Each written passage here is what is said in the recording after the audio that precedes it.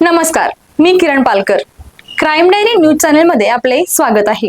पाहूयात आजच्या ताज्या बातम्या. इचलकरंजी शहरातील जवाहरनगर परिसरात वहिवाटीच्या वादातून घरावर तलवार आणि कोयत्याने हल्ला करून जीवे मारण्याची धमकी दिल्याची धक्कादायक घटना घडली आहे. या प्रकरणी शिवाजीनगर पोलीस ठाण्यात तिघांसह 10 अनोळखी व्यक्ती विरोधात गुन्हा दाखल करण्यात आला आहे. 21 जुलै रोजी रात्री 8:30च्या सुमारास ही घटना घडली. लता मारुती माने यांनी याबाबत तक्रार दाखल केली आहे. पोलिसांनी दिलेल्या माहितीनुसार अभिषेक तेरणे, दक्ष वडर, ठोंब्या कोळेकर आणि त्यांच्या साथीदारांनी फिर्यादीच्या घरासमोरील सिंटेक्स टाकीवर तलवारीने वार केले.